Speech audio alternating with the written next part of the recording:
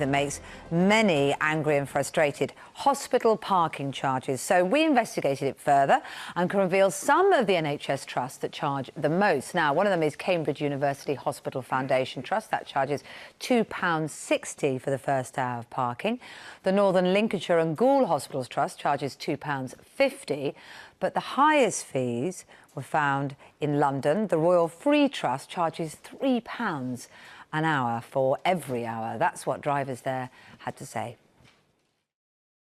Well, I think it's wrong because they don't have to pay in Wales or Scotland, and I don't understand why we're paying in England. You have to go into hospital for an appointment or something and you're charged. I think it's wrong. I suppose it generates more revenue for them, but I still don't think it's right. I'm visiting someone in hospital, so I think it's reasonable to charge people that are visiting.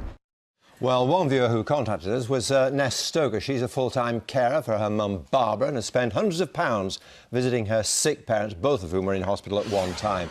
Now, Ness and her mum Barbara join us now from Coventry. Thanks very much indeed for being with us. Ness, how did you manage to run up a bill for hundreds of pounds just for parking outside a hospital?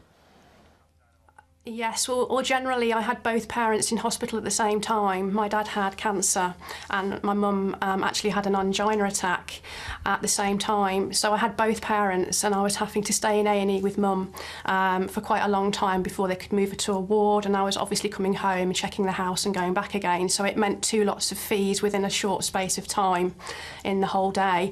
On the whole, I must have clocked up hundreds of pounds, and basically the lady on the counter said to me on the desk in the ward that when my dad's cancer became terminal, hopefully I would get a pass so I could virtually come in when I wanted and make it easier to visit both of my parents when they were in together.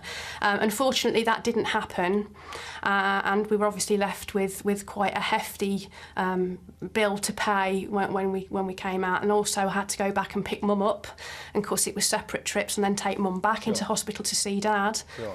And then when dad's illness became terminal, it was a case of, you know, we were there all the while, all day.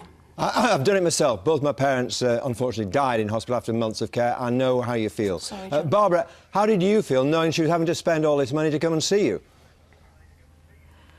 Well, I felt dreadful about it, really. I said to Vanessa, you can't do both of us to go and see Dad.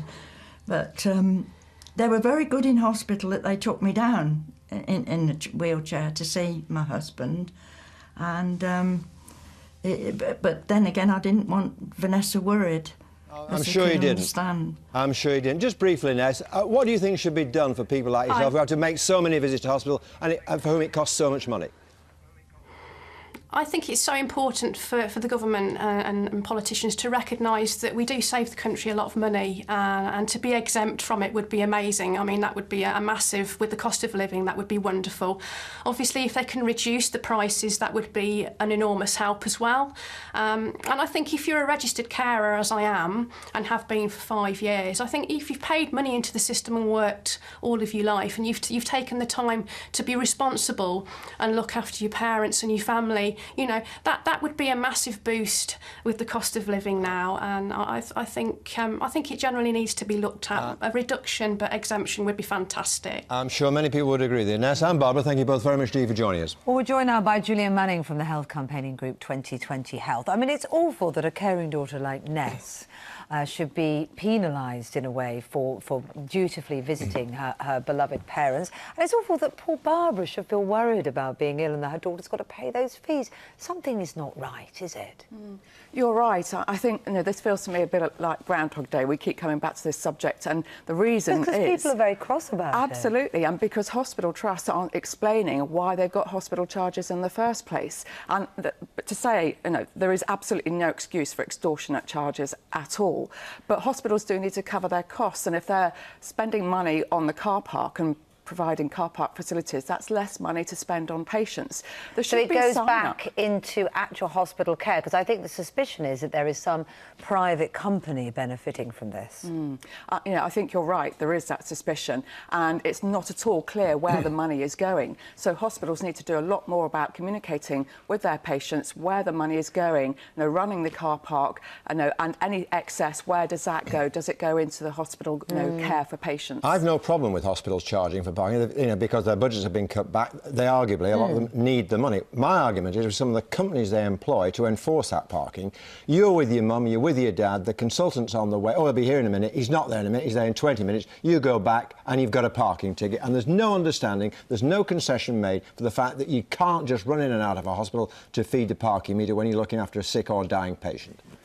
You're right about the lack of concessions, and there are some hospitals which are really good on that, and they are very clear that if you've been bereaved, if you're a cancer patient, you know, if you're someone whose wife has, you know, you just had a baby, then there isn't going to be a charge. But a lot of the time, people don't know, so there needs to be much better communication from hospitals about, you know, what the money is being used for. Yes, indeed. Very briefly, why do people in England have to pay when people in Scotland and Wales and Northern Ireland don't? Well, simply because Scotland and Northern Ireland and Wales can decide what they do with their NHS and their charging. The bottom line is that we have a finite budget, and each country has to decide how best to spend that money. And actually, if patients knew that, you know, a little bit of money was going towards a hospital when they, you know, paid to park their car, then they wouldn't feel so bad about it, I don't think. Good to speak to you. Thanks Thanks very for much being here. indeed. Thank you.